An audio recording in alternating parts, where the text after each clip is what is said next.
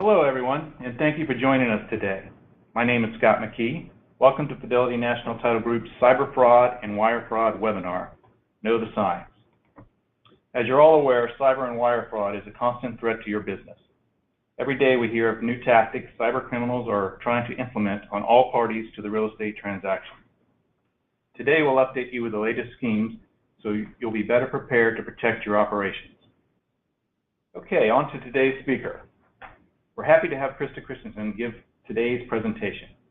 Krista is part of Fidelity's legal team, where she is our risk manager for cyber and wire strategies. She's been with Fidelity's legal department for over 9 years with roles in claims and risk management. Now here's a fun fact about Krista. She sang opera before going to law school and sang the national anthem for President Bush. That would be number 43. Welcome, Krista. Thank you very much, Scott. Good morning, everyone.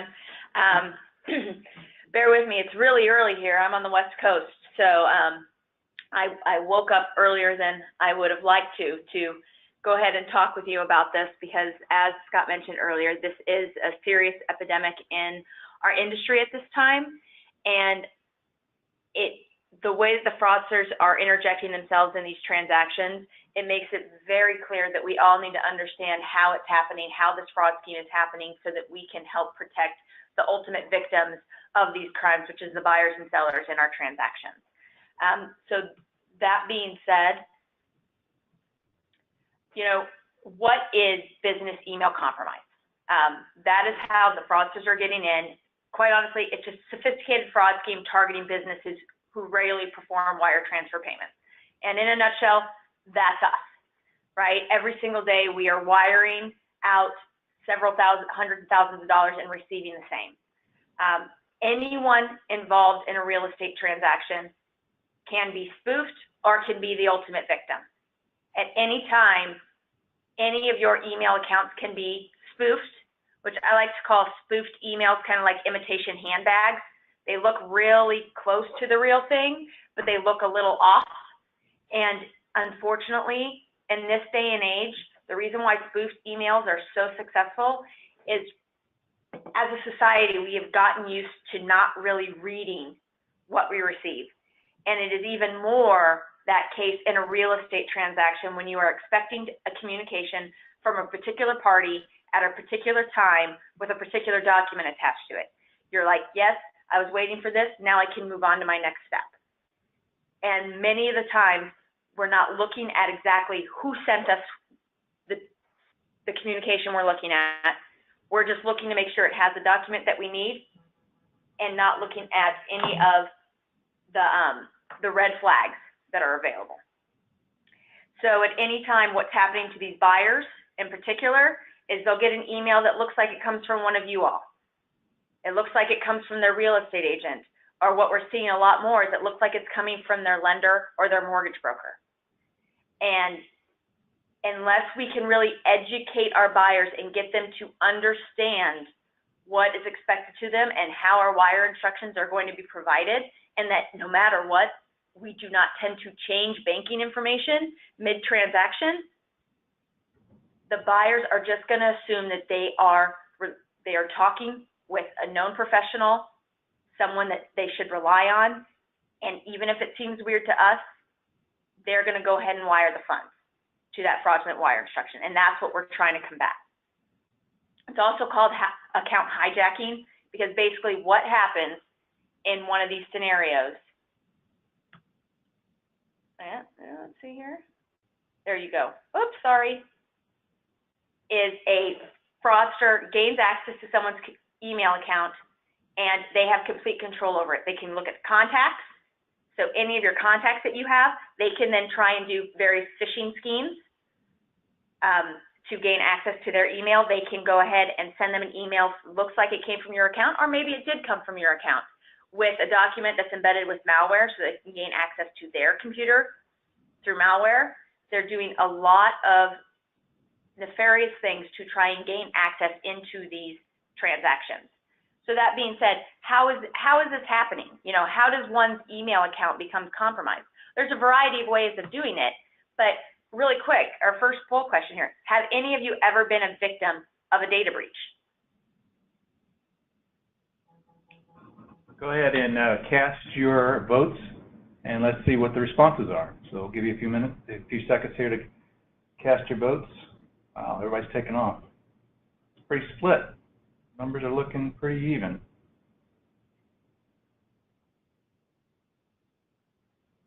Keep on casting those votes.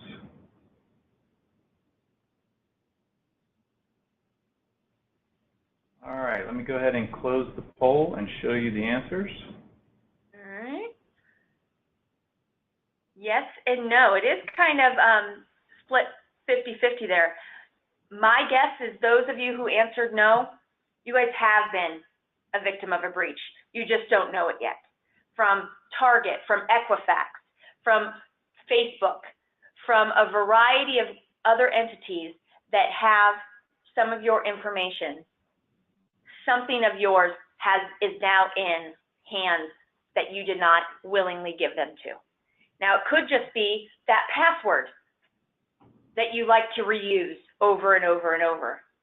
Like, let's say, for your email address, your bank account, any of that.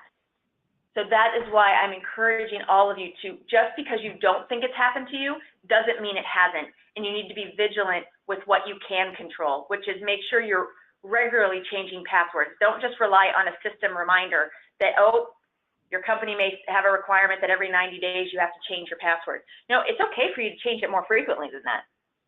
Your personal email accounts, make sure you change them on a regular basis. Make sure we don't repeat passwords. Make sure that your malware is up to date. Make sure that all of your antivirus is up to date. It is that critical in this day and age because of the ease that these fraudsters can gain access and information on you. So now in a real estate transaction, how does it happen? Okay, this diagram, it may be a little bit difficult for you to see, it's a little busy, but this was actually provided in a liaison information report from the FBI. This does a very good job of explaining what we're seeing in the real estate world on how these fraudsters are happening.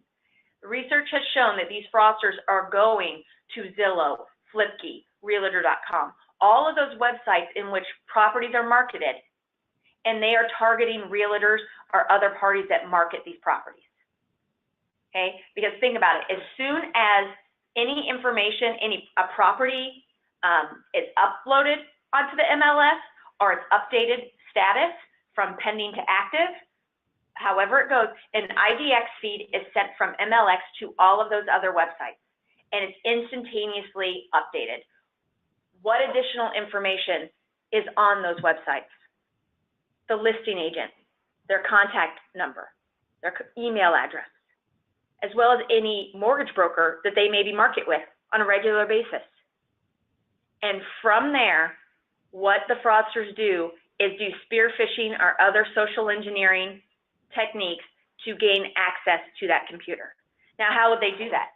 Well, they may go ahead and go to that realtor's Facebook page, which is open for everyone to see because that's one of the ways they market themselves.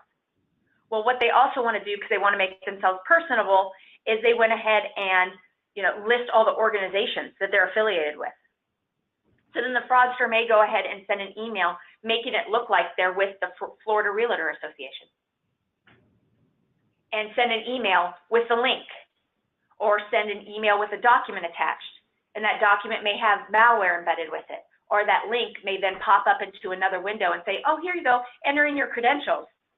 And as is wont, the password that they entered in for Florida Realty Association is probably the same password that they use for their email address.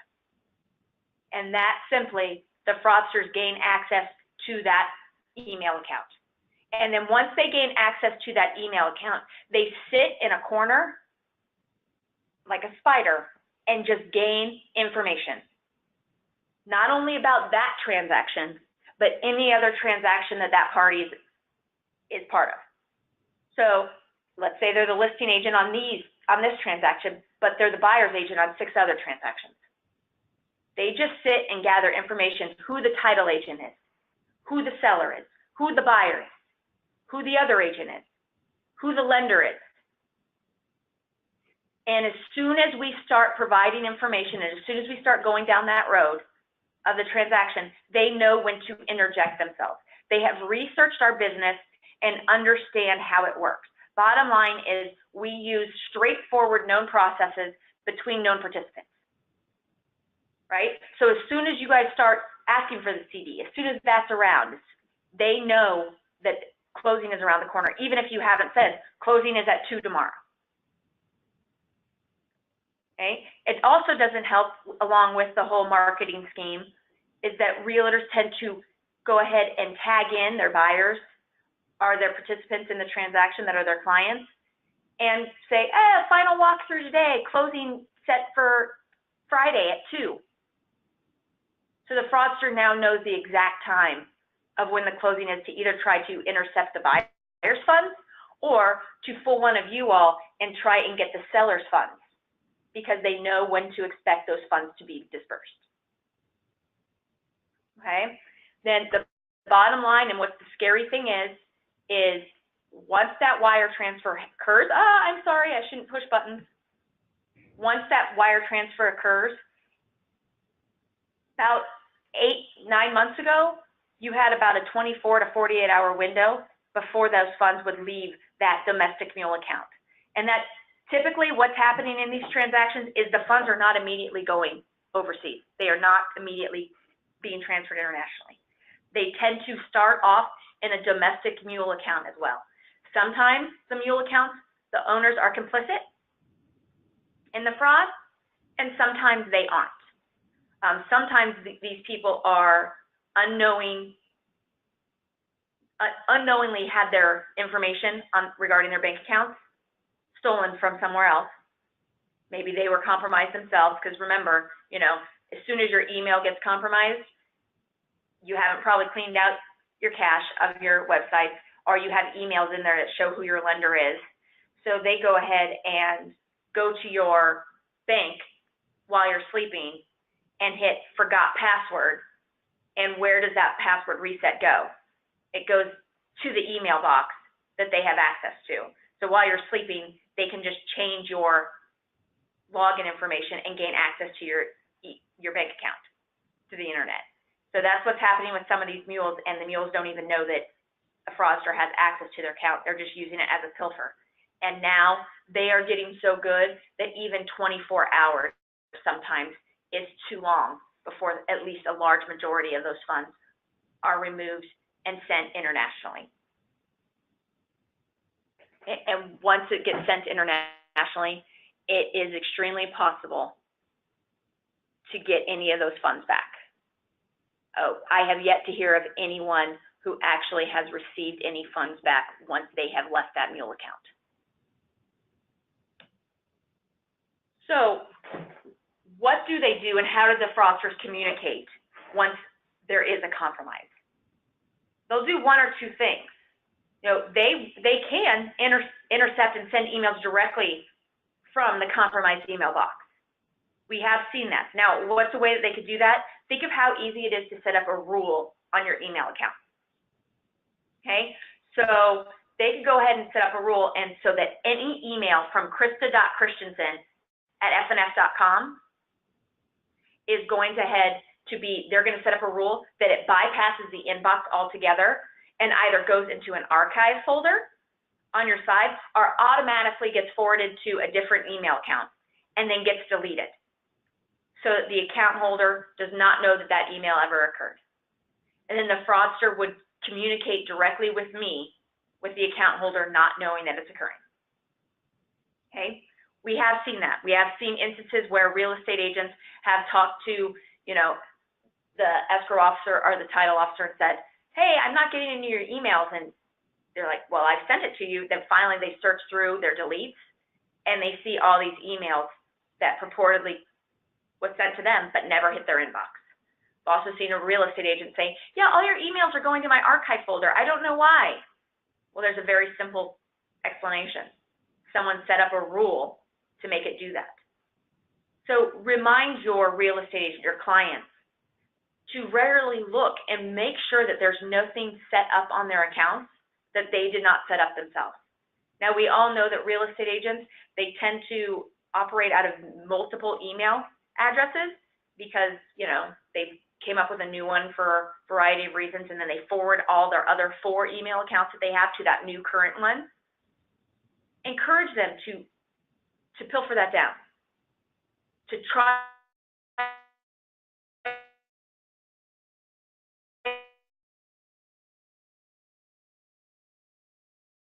and only use one. There's nothing bad happening on any of those accounts. All right? But what we tend to see in real estate transactions is spoofed emails. Now, I mentioned that earlier, and what spoofed emails are emails that look very similar to the email accounts that are correct, but they just have slight alterations. Although there's some spoofed emails where all they spoof is just make it look like it's the contact name, and the actual email address being used is something completely different, similar to the example that I have up here. So this is an example of one of our employees. It says that it is the employee's email. However, the email address that's actually used is officeemailins@comcast.net. And now that is obviously not any business email address that we use as a company. The buyer might not know that. They won't recognize it. We need to make sure that they understand, hey, we're only going to send emails from this. So it's a good idea to pick up the phone and call the buyer at the beginning of the transaction and not only tell them about wire fraud, but remind them, look, our emails are always going to come from this domain. If you tell them about it, it'll be something that they look at, right? They'll think about it then. Whereas if you're silent about it, it won't even cross their mind. Unless they have, a strong IT background or know what they're looking for, it will not even cross their mind. They'll see your name come across, especially considering the fact that they're probably looking at on their phone, and they will not think twice about it. So I want to remind everyone that most people do use their phone to at least communicate back and forth through email this day and age, especially real estate agents. So if you are not aware of this, or if you want to let your clients know this, just remember that when you look at your email address on your phone, when you're into the email, there's that blue name that shows up, right? That contact, and it has like a little greater than sign right after it, a little arrow. If you click on that just once, just tap it, a new window will pop up, and it'll show you the email address that it's coming from. So that's one way that they can make sure that they're really communicating with who they say they're communicating with. Because the email itself will look legitimate. It may have a reply to section added to the header. That's not normal, right? So remind people of that. That's what it's trying to do. It's force the email to a particular inbox. They'll go ahead and copy signature lines. They'll change phone numbers, which is why we need to stress, do not use phone numbers from email. Use a known trusted number that you can verify. Okay. They'll even be kind enough to include the fraud notice in their emails because they want you to know that they're stealing your money. See, I'm not patient and I'm passing through things, sorry. But now what we're seeing is a more sophisticated form of spoofing. So what you'll see is, you'll see the contact person's name, and right next to it, it'll say the correct email address for that participant. There is no way for you to tell, unless you do a heading review, that email is not coming from that particular person. In this example, it looked like the email came from one of our employees at the domain ltic.com. Okay, it was sent to the real buyer and the real lender. Okay, it had the Lawyers Tire logo, it had everything else, and you could tell from the body of the language that this communication had been going back and forth between the buyer and the fraudster. And the buyer almost did lose their funds to this. It'll have all the information, it'll look legitimate, but it's not until the receiving party hits reply that you see what the spoofed domain is. And the domain, instead of being LTIC, is lti-c.com.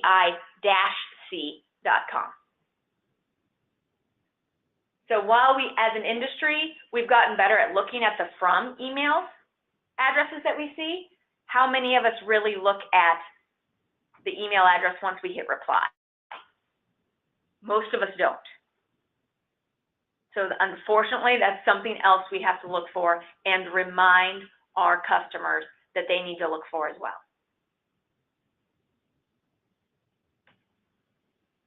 This fraud has been in all 50 states, 131 countries, and more than 40,000 people have lost over $5 billion.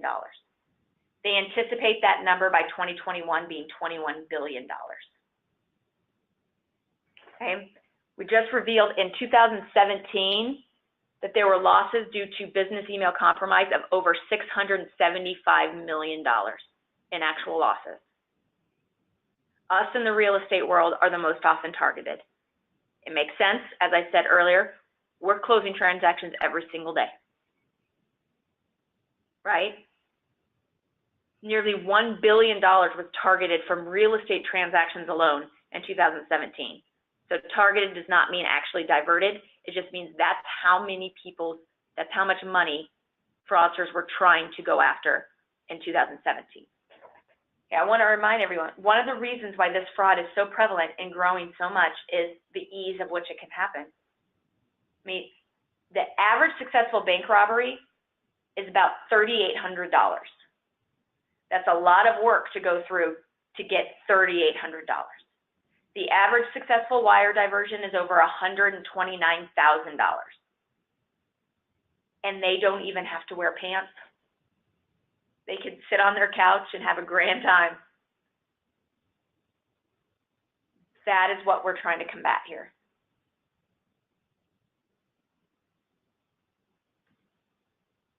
So, but there's also additional costs associated with it. Hey, whenever one of these matters occurs in one of your transactions, there's investigation costs. You need to verify that you are not the source of compromise. You need to go through whatever cyber protocol you have to make sure that it's not happening, right? Then you may have your own legal department that looks into things, because bottom line is wire fraud is a legal issue.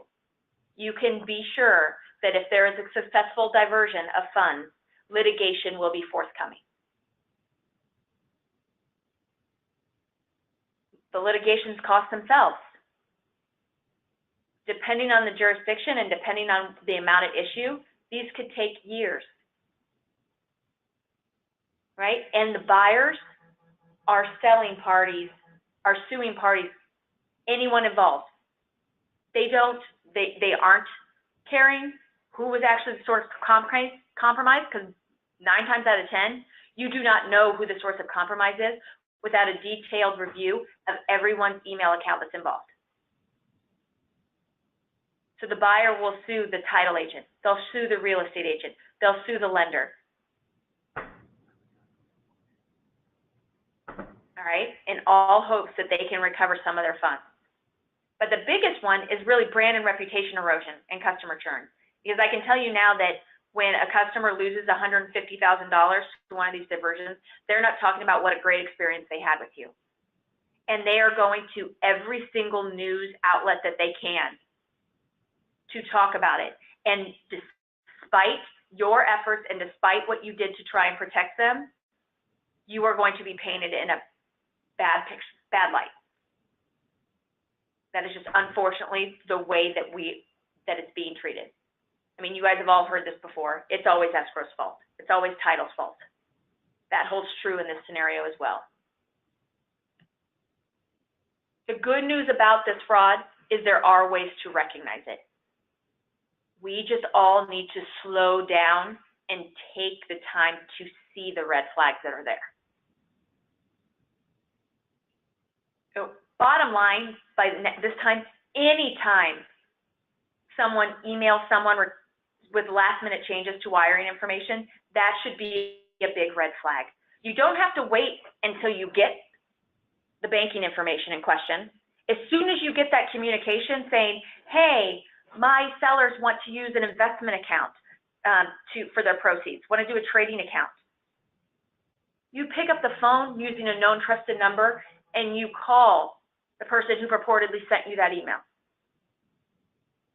Research has shown that the fraudsters are more successful after they get an initial response to that email, because they start lulling you in, and they do what I tend to call spoof stacking. That's not a technical term by any means, but they will have a spoofed email for every single party that's involved with the transaction except for the intended victim. And what they'll do is they'll do an email string and communicate between all those other parties that don't really have anything to do with the buyer or the intended victim until they're getting ready to strike. So they'll go ahead and email back and forth, and then all of a sudden, hey, can you send the updated wire instructions? And then they'll send it, and then someone will then at that point say, okay, victim, okay, buyer, here's the new instructions that you want to see. And the buyer falls for it because they have this entire communication string that goes along with it. And they do not think that the fraudsters would go through that much effort to try and defraud them. Okay, so by this time, and bottom line is, let's be honest, not many of us have that many bank accounts that we can deposit money in. And the likelihood, just like the likelihood of us changing our wire instructions mid-transaction, is extremely low. Time of day. End of the week, or end of the business day, or end of the month. Okay, that is when the fraudsters are going to go hard and heavy. Okay, for the end of the week, they want to get that wire out before cutoff on Friday. The reason why is they want that weekend, and if it's with a holiday weekend, it's a 3-day weekend, to remove those funds from the bank account before anyone knows that it's gone. Because most people, if the funds do not hit the account by Friday evening, they aren't too worried about it because wires get delayed all the time, right? It's not until they look on Monday or Tuesday that everyone starts getting worried. And bottom line is, by that time, it is too late. Because while the wires departments were closed over the weekend, those fraudsters were still able to remove the funds from that account over that period of time. Okay? Outside of normal business hours. Now, this is another way that heading information provides us so much information if we look. As most of these fraudsters are not local. They are not going to be within your time zone. So pay attention. If you got an email and then you responded and the response back was before you ever sent your response, you know there's a problem. It's because someone's in a different time zone, and it's probably not the buyer's agent who lives, who works 2 miles down the road. If an email purportedly is sent to you at 3 o'clock in the morning, it's probably not someone in your transaction. Unless they're a severe insomniac, it's probably not them. So if you look at that and you see that you received an email from your selling agent at 3 o'clock in the morning, I encourage you to pick up the phone using a known trusted number and calling and saying, hey, I noticed you emailed me at 3 in the morning. You doing all right? What's going on? It's a touch point for you all, but then you can maybe get in front of a fraud attempt before it gets any further. Yep. Emails from the same sender with grammatical changes. Okay, by now, I think we're all accustomed and attuned to that run-on paragraph that's about, 10 inches long, that only has one punctuation mark, and the only thing capitalized is and, right? But we also need to be aware of the inverse, because what these fraudsters are doing is they're going into chat rooms and they are coordinating, cutting and pasting. They're working with dialect coaches. They're using communications from other professionals, from other transactions, and interjecting them into yours. So if you have someone who maybe your customer English is not their first language, or you have a real estate agent who isn't necessarily known for their grammatical prowess on email communication, and all of a sudden they are writing in full sentences, that's also a red flag. That's also a good time to, hey, I need to pick up the phone. And this is another reason why we need to slow down and really read what's in front of us. Don't assume we know what it says, because we have to remember that there are clues that could maybe stop this fraud from being successful within that body. Don't just skim it and see if there's a question mark that would make you slow down really quick and read it a little more closely so that you could respond. Right? I mean, I do the same thing, and I'm not gonna lie, sometimes I'm very proud of myself when I got to your signature line. Right? We all just need to remember to slow down. Someone took the time to write it, let's take the time to read it. What's really hitting the buyers is requests for secrecy or pressure to take action quickly. Okay, what will happen is the buyer will get an email early in the week.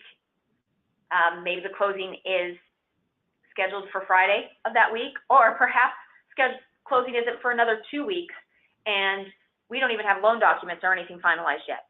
But they'll get an email purportedly from one of you all involved in the transaction saying that you guys need the wire immediately, and the original wire instructions that you provided, assuming that you had, need to be changed because your account is being audited.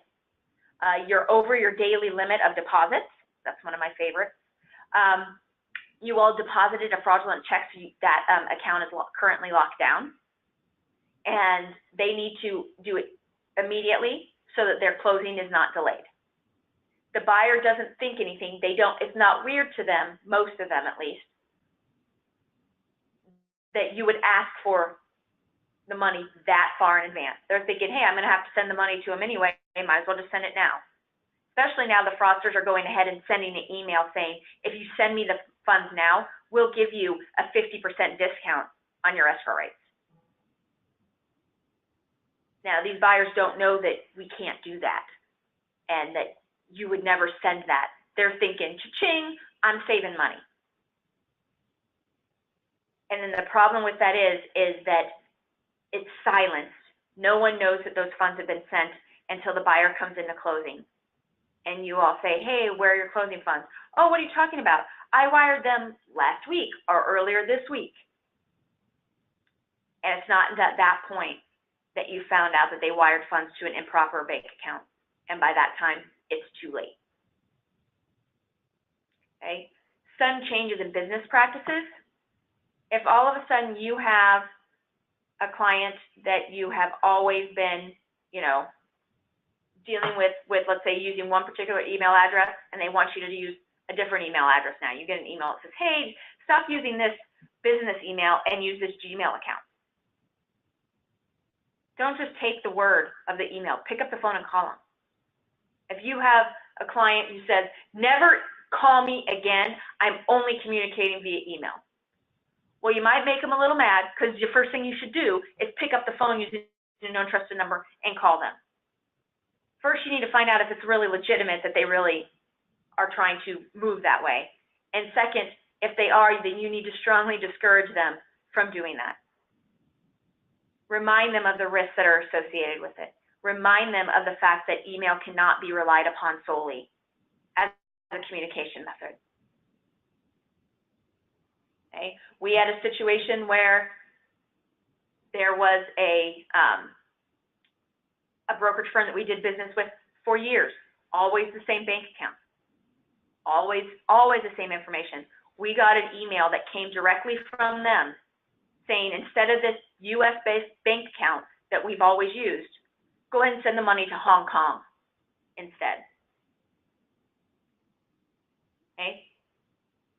If that wouldn't have been verbally verified, $425,000 would have been lost.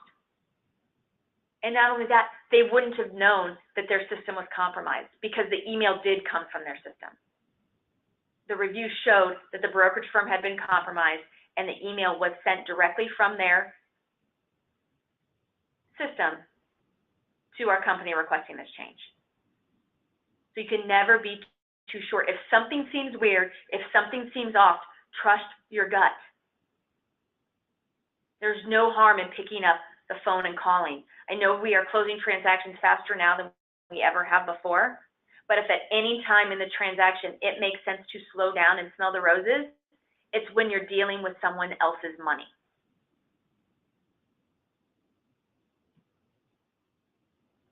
So where do we see it in transactions? It started out on the seller side, right? First off, that's public knowledge, right? You can look up on any website, you know, county quarters, anywhere, and find out who the registered owner of a property is. So as soon as they knew that it was on, you know, it was on the market, they knew who the seller was, they could go after the title agent or the settlement company, depending on your region, in attempts to divert the seller's proceeds. And most parties have came up with procedures on how to do this. If you do not have a set of procedures internally on how to deal with change of wire instructions, I encourage you to do so. Go ahead and make sure, you know, make it a practice. I'm not saying you have to do this one, but verbally verify through a known trusted number all disbursement changes, whether it be originally the seller wanted to check and now they want to wire, or whether it was originally wiring to this account and now it's wiring to this account. Verbally verify it with them before wiring any funds. Now that's something we can control of. We can take control of. So most of the time, so that's starting to wean away. But that being said, I can tell you that it went on a downward slope the end of 2017, and we are now seeing an uptick in attempts to divert sellers' proceeds again. I think what they did was take a couple months off, see if we would, as an industry, become lax in verifying this information, and try it again. Okay? But where they're really laying on right now is the buyer side. They are the hardest to protect and the most vulnerable. It is sometimes extremely difficult to get contact directly with the buyer. And that is what we need to do as an industry. We need to get the realtors on board to recognize, look, us talking to your client with regards to our wire instructions and making sure they understand how it is going to go, when we would ask for the money, how it would happen. We are not trying to take you out of the equation. We are trying to limit the opportunities of the fraudsters. We are trying to get a direct contact with the buyers so that they know what's going on. If you need a little ammunition to make that real estate agent compliant, tell them about the 65-year-old couple in Colorado who lost their life savings to this crime and has sued the title company, the real estate agent, and the lender. And the basis of the suit against the real estate agent and the title agent is that they are in this business, they knew this was an epidemic, and they did not do enough to protect their buyer. As it relates to the lender, it was that the lender did not respond fast enough once they got the recall due to fraud. These people are now living in one of their children's basements. They went from going to buy their dream home to being homeless. Remind these realtors that, look, buyers are, your clients are and can include you in litigation. And when they do, it's not just the end result that you have to worry about, it's also the defense costs leading up to it. And litigation can be very timely and very costly.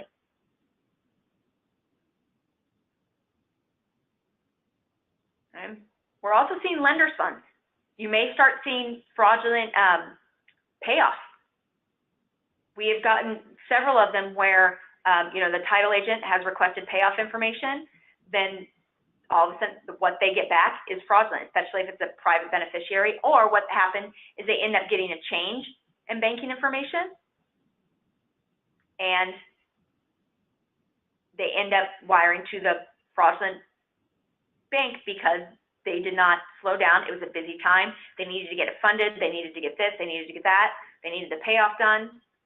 And no one picked up the phone and verbally verified. And it's also a little tricky because with the national lenders, you have to know who to call, when to call. You could be on hold for a while. Right? Also, realtor commissions. Now, that doesn't happen in the Midwest, which is where I'm from, because let's be honest, the realtor commissions aren't necessarily high enough. But in your area, that may not be the case. Okay? We have had instances where someone pretending to be the realtor has submitted something, a change in wire instructions, in an attempt to divert their commissions. So remind your real estate agents that, look, they're going after you too. Let's all work together to try and minimize this risk for everyone involved. So now, what are the steps that you can take to try and minimize this risk? Quite honestly, the best way to protect is education and awareness. You cannot stop this crime if you don't know how it's happening. It's very easy for someone to say, especially real estate agents, to say, look, it's not our issue, we don't deal with money, it's the settlement office's issue. And unfortunately, that's just not true. Because 9 times out of 10, you all are not the ones that are working out of a Starbucks, using a free Wi-Fi, using a Gmail account, without multi-factor authentication enabled, and opening up documents with other people's private information on them. 9 times out of 10, you all are not the one who doesn't have the capability to send encrypted or secured emails. So we need to make sure that the real estate agents know and understand. I would encourage you all to talk with your real estate agent clients, to set up a presentation with them, to let them know the risk that they are putting their clients to. Because bottom line is, what real estate agents have done to make themselves successful has put a big target on their back. Now, we're not going to tell them, look, you can't market yourself.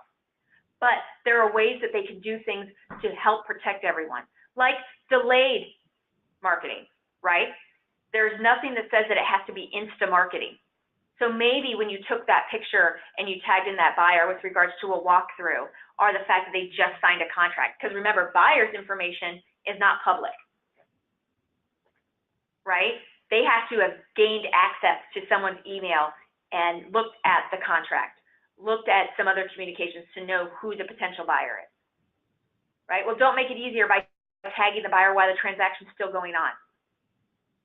There's nothing that says that that your marketing wouldn't be just as successful if you wait to post all of that after the transaction has already closed. No one needs to know, except for the people involved in the transaction, that that's already happened and you're actually doing something from the past. It still has the same effect. Okay, avoid sending sensitive or confidential information via email. This is a big one. We have gotten used to sending everything email, and we forgot how email started. The purpose of email wasn't to run a large business off of it. It was to replace pen pal letters. And most of us who use email are not savvy enough with IT security to really protect ourselves when we're using it, right? So we need to remember that the people's information that are being sent, it's not ours. It's our customers. For the real estate agents, it's their clients. We just need to remind everyone, look, if you do not have the capability or the ability to send this type of information in a secure manner over the internet, you shouldn't be doing it. I know that you've all gotten emails sometimes from lenders saying, oh, don't send that to me secured, send it to me in standard email. You should really question it at that point, and you should probably pick up the phone and call that lender and say, look, this is private information. We are obligated to make sure that this is sent in a secure manner. Figure out another way. If they say, all right, well, then fax it to me. Make sure they don't have just e-fax, because if so, then you just sent it to their email account unsecured as well. Be careful what's posted on social media sites and websites. Okay, that's for all of you all. You know, we all like to tout what good employees we have, but maybe don't put exactly what their job duties are, so we don't make it easier for the fraudsters to pretend to be someone. Because the fraudsters are going to go to your websites. They're going to research what to do. Right? And out-of-office details. Okay, we're all allowed to go on vacation, and when we do, business practice dictates we put an out-of-office on. A lot of, escrow officers, a lot of the, title officers, they'll go ahead and put, even a little blurb on their email before they're out saying, I'll be on vacation this time. I just want to remind all you all, I'm not saying you shouldn't do that, because you should. That's the polite thing to do. But just remember that the fraudster is also seeing that. So the fraudster then knows when it's a great time to pretend to be that particular person, because you've pretty much told the world that for these 10 days, you are going to be in Cancun having a great time and not looking at your emails. And so you would not know that someone is pretending to be you and emailing the parties that are involved in your transaction. And you also have to assume that despite your efforts to make it very clear that you're going to be gone, no one read that, because A, it's below your signature line, so you're lucky if they got to your signature line, they're not reading below it. Or B, they don't remember because they can't remember any of that, the dates anyway. What I would suggest is on your out of office, maybe don't put the particular days that you're gone, so it's not as easy for the fraudster to know. Maybe you're only gone for a day. Maybe go ahead and announce to, pick up the phone, call the parties that you're involved in transactions with, say, hey, I want to remind you, I'm going to be gone during this time. While I'm gone, Krista Christensen in my office is going to be taking over any communications that you have. I will not be sending any emails at that time. So then maybe if they got an email that looks like it came from you, the light bulb goes on. Right? And as it relates to social media sites, here's our second poll question. Do you guys complete those personal quizzes on Facebook or other social media sites? Let me go ahead and launch that poll, and everybody go ahead and dive in.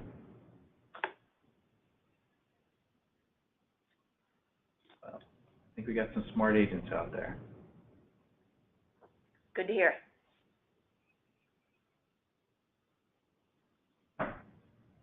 Keep on casting your votes. Let me go ahead, give it another second or two, and I'll close it and show the results.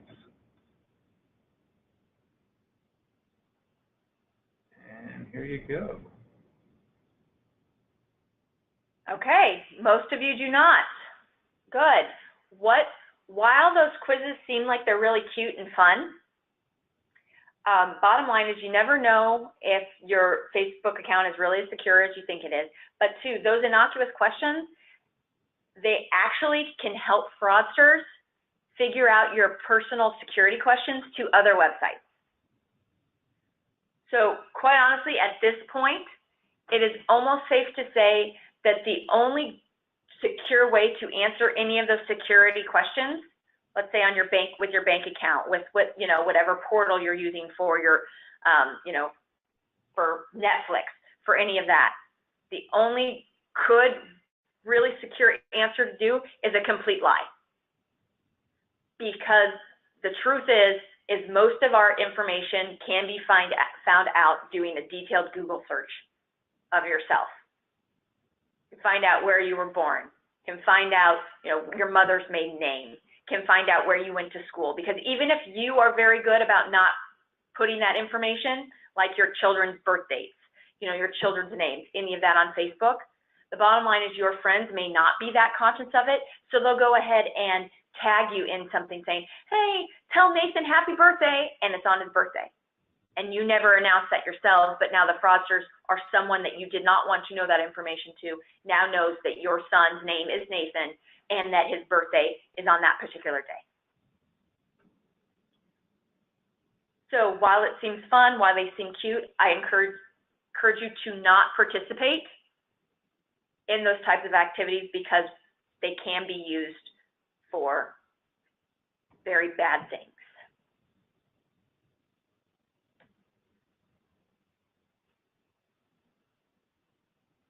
Okay, additional suggestions for protections. Establish another communication channel outside of email. Make it a known trusted number.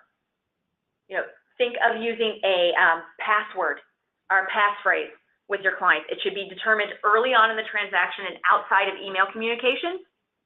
Now, you may get the initial contact information via email, I understand that, but like 2 weeks after the transaction is open, you shouldn't be scrolling through your email to find out what Susie Byers' phone number is. Okay, you should use your escrow file to get that number. Okay, and a passphrase, password, it should not be something that can be found out by social media. Don't make it, what's your favorite color? Don't make what's your favorite child?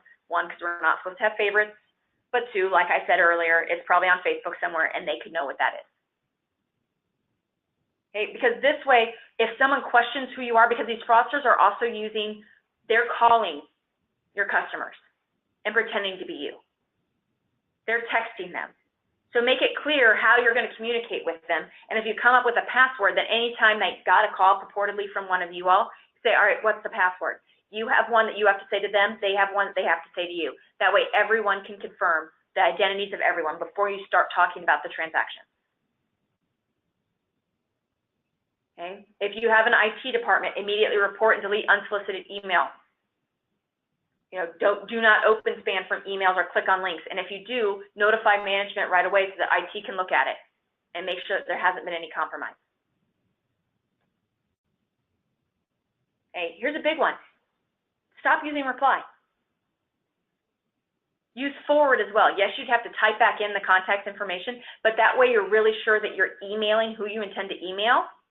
And you can also check and see if you've communicated with anyone with a similar email address, so you know if you talk to a fraudster through a spoofed email account, because it'll start pulling up as soon as you start typing the name in and the email address in. If you have web-based email accounts, make sure you invoke and enable two-factor authentication. Okay, for those of you who don't know what two-factor authentication, basically requires your password and a PIN code. The PIN code is typically sent to the mobile device attached to the email account. Okay, some of you who use Outlook may have an MFA number that it's tied to. Use complex passwords, okay, and don't duplicate them. All right, there's password managers on any smartphone. Look into some of them, see if they will work for you. Most of them, they'll generate passwords for you. You can just tell them what your system requirements are, and they'll do it so that you don't have to think about it. Then it'll store it, so you don't have to remember them.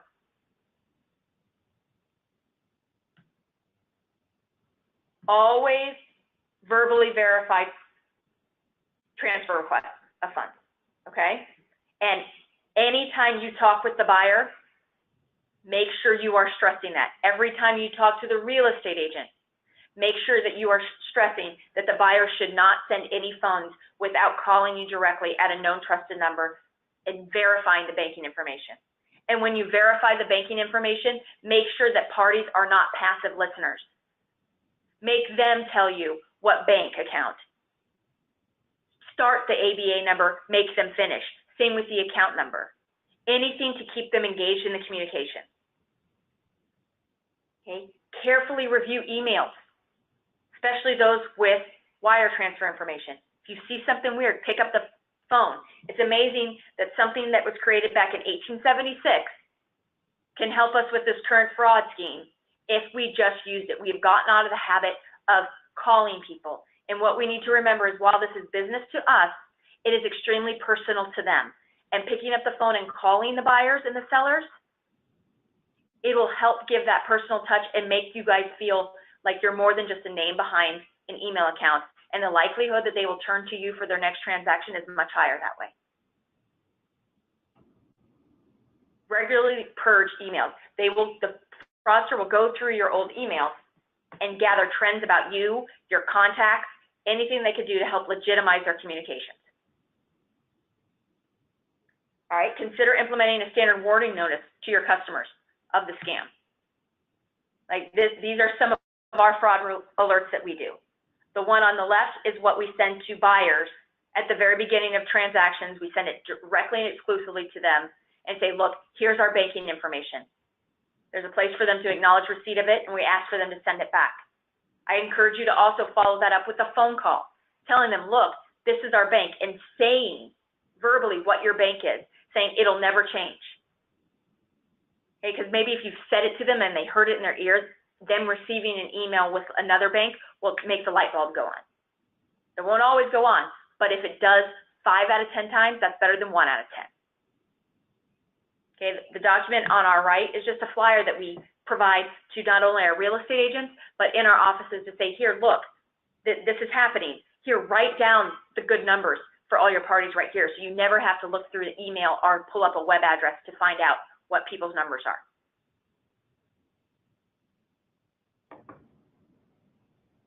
This is another one that we use for commercial transactions when it's not as easy to get direct contact with the buyer.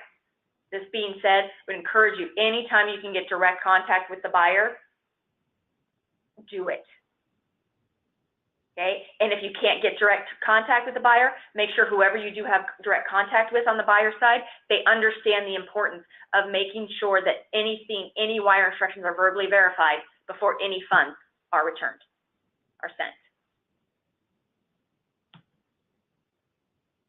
So, business practices, protect your house. Make sure you have a cybersecurity protocol. Make sure you know you have an incident report should something happen in one of your transactions. Make sure you limit your opportunities. Anytime that you can streamline processes and make them standardized, you're not only helping yourselves, but you're helping your repeat real estate agents as well, because they know what to expect. Talk about it often. This isn't a movie. Silence is not golden. Make sure that everyone is aware of what's going on, how this fraud is happening, and the best way to stop it from happening. Okay?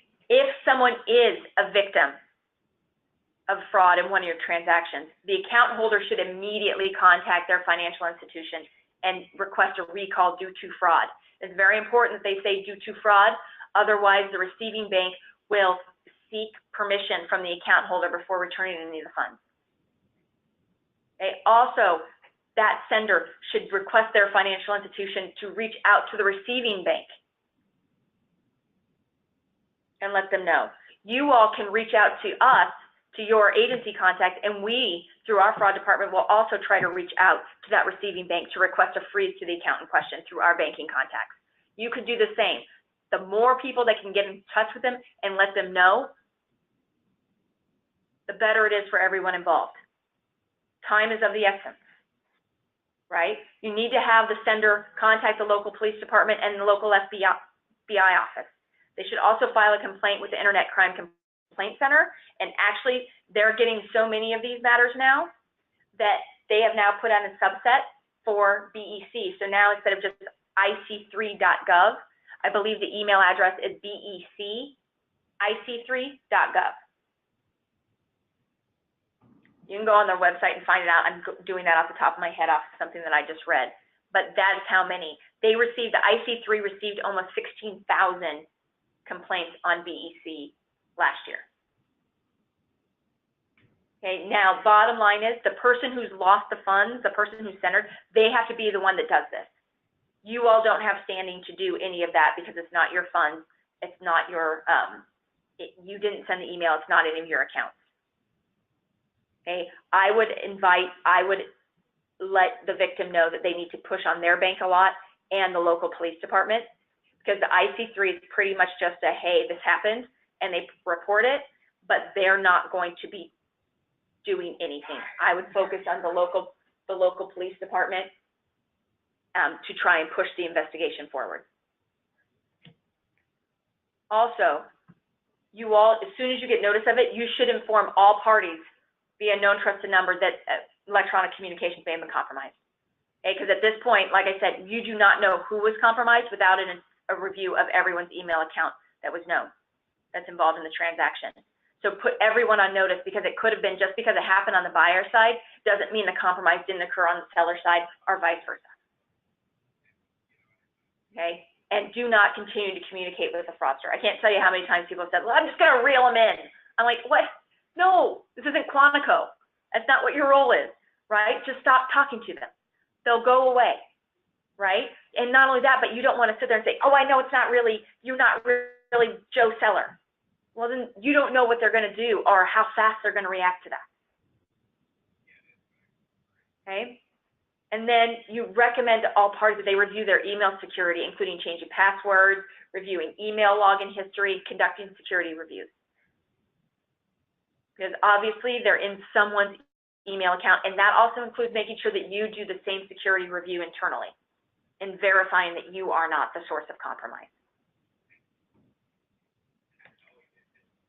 So what I hope that you all understand after this is our motto for our Wire Safe group, which is what I'm the manager of, is inquire before you wire.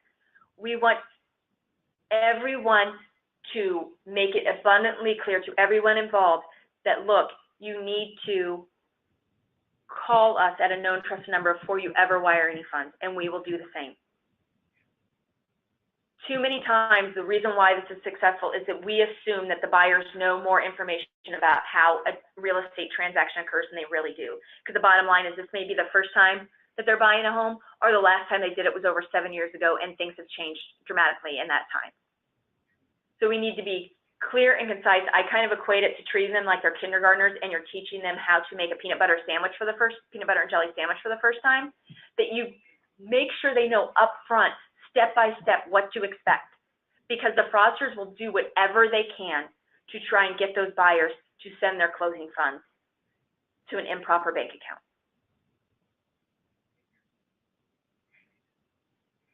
I would encourage you to get them your banking information as soon as possible. Make it secure. Make them know that it's not going to change, because at least that way you have something.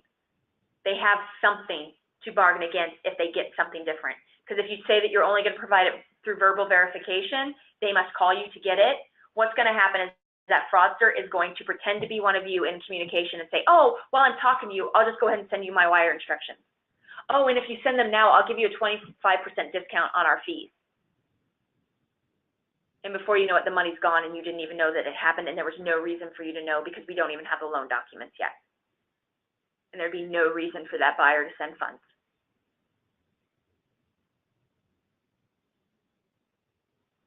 Okay. Well, I want to thank you all very much for attending this webinar today. I hope it was insightful for at least some of you. I don't know if there's any questions, Scott, yeah, that have been...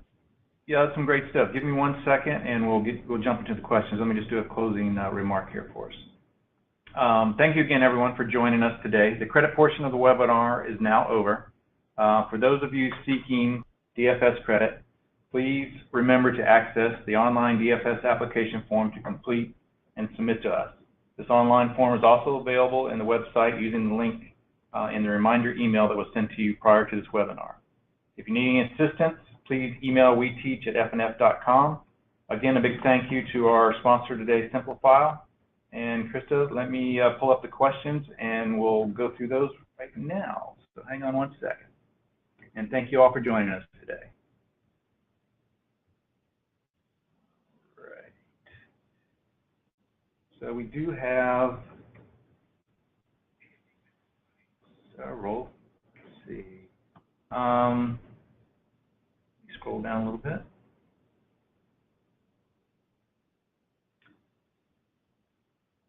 Okay, so one of the questions, and you probably get this a lot, Krista, is there a more secure or central platform for communications out there that agents can take advantage of? I mean, there's a couple that have been throwing themselves out there that claim to, you know, have the portals. And I think it's a good idea to try and look at them. I can't think of all of their names right off the top of my head. I apologize. But what I want to stress with that is, even with the use of secure portals, is you have to be cognizant of the fact that even if you try and mandate that all of your communications are going to go through a portal, you have to be cognizant of the fact that other parties will communicate outside of that portal through emails. So make sure that if you look into some of those portals, there's various title companies. I know there's one in Michigan that just started one, and for the life of me, I apologize, I can't think of what the name is. Scott, I can look it up and provide you some of those names so that you can. Okay, yeah, and I know there's some of the closing software vendors also have some. Yeah, and I just can't think of all their names right off the top of my head. But if you look into that and see if it works for your business practices, it's not a bad idea. I know that several companies are also looking internally to do some sort of secure portal for their transactions. I just want to remind you that, in my opinion, this is not an issue that can be resolved solely through technology, because it stems from technology as the original source of it. So that while a secured portal is a very good idea, it shouldn't be the only solution that you look at. Yes, I understand that. One of the questions also was, and I think you touched on this earlier, if they do get fraudulent emails, is there a source that they can report those to? If they receive, if they receive fraudulent emails and attempts, I mean, they can report it to the IC3. I would say that I would encourage everyone to have an internal structure, to have maybe not a full fraud department, but someone that anytime you get one of these put into, that you can send it to them and streamline it through them so that they can report it to IC3, or if you do have a local FBI contact that you have, just to let them be known. Because what the FBI is really looking for with those is you want a live heading information. You don't want just a forwarded email. They want it in a live, so as an attachment to a new email, so that the FBI can actually review the IP address. And that's really what they're focusing on, is trying to shut down the fraudsters from that perspective, and know where these emails are coming from. So what I would recommend is either have, just go ahead and tell them, the bad thing is you have to fill out an IC3 report, but if you have a fraud department or some contact within your company that has a direct contact with the FBI, I would look at reporting them and just saying, hey, even if it wasn't successful, even if it was an attempt, say, look, this email address tried to divert funds in one of our transactions. I know, and if you guys have, for agents, if you all have successful or attempted diversions, we're also would like to be made aware of it. So let your agency rep know, so that they can provide us with that information, and we'll also report it to our FBI contact to let them know. Yeah, that's great. We do have on our fntgflorida.com website, we have a fraud page there with some resources and one of the links, I think it does take them directly to your fraud department email. They can drop information in there if they need to. Another question is, it has to do with smartphones. Is it possible that a smartphone can get hacked and get your passwords, even if they were created by a password manager? And you may or may not know the answer to that, but I'm sure you probably run across it. Well, it is possible for smartphones to get compromised, and typically it's done through apps. So make sure that you are very leery of what apps you download onto your phones, and also that if you no longer use one of your apps, delete it, because it may be that it's outdated. They may not even, if you use Apple, they may not even have it as an option to update, because it's no longer, they have found out that it has some issues or some security concerns, that sort of thing. And also monitor your Bluetooth connection and turn off your Wi-Fi on your phone when you're in places. Because remember, if you've connected to Wi-Fi in a place before, as soon as you walk back in there, it's going to auto-connect to it. So if you don't plan on using free Wi-Fi, which I discourage you from using free Wi-Fi without a virtual private network or something like that in place, turn off your Wi-Fi when you go into some place so it doesn't automatically connect it, so the fraudsters can't gain access to your phone. And monitor your Bluetooth connections to make sure that you don't have some random person that's blue-jacked your phone. Yeah, that's great information. Also, there's a question about lenders and mortgage brokers. They're refusing to set up these secure portals or sign in or accept secure emails. What can an agent do to try to encourage them to get on the bandwagon? I would constantly talk to them. I think that's the only thing you can do, and educate them as to not only this fraud, but the requirements of privacy as put out, by the CFPB, by TRID, everything, to make it abundantly clear that, look, we can't send this information in unsecured message. And if you are not willing to set up a portal, then I can only accept and receive them through FedEx or other non-electronic means. I think you just have to kind of put your foot down and say, look, because the title agents, we all have the burden of responsibility to making sure that we are not complicit in getting anyone's private information. Because even though this call is about wire fraud, there's also privacy concerns that are involved with this as well, right? So we need to stand up and just say, look, I understand you don't want to set up a secured portal, you can't send secured emails, then this information shouldn't be done through the internet. We have a couple of questions on, and you probably don't have any recommended malware detection, but I think that's something their IT consultants can suggest for Yeah, them. But I would talk with an IT specialist, whether you have, you know, someone in-house or if you use a third party to see what good malware.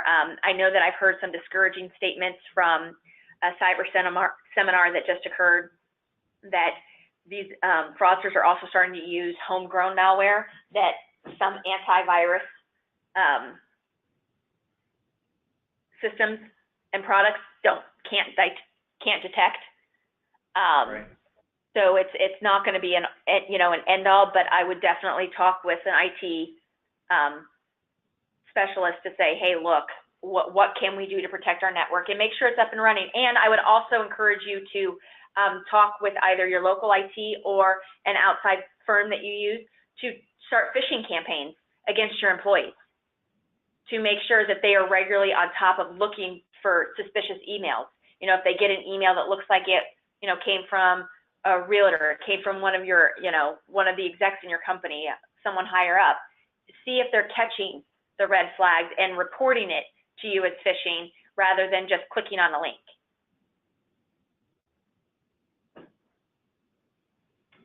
All right, I think that's about all the time we have today. Those of you that have submitted questions and are still online, we do have your questions. We'll go through these after we get offline, and we will email you back some responses to your questions. Krista, thank you very much today, and we'll see you tomorrow for the round 2 of the same presentation. Thank you all very much. You all have a great day. Thank you.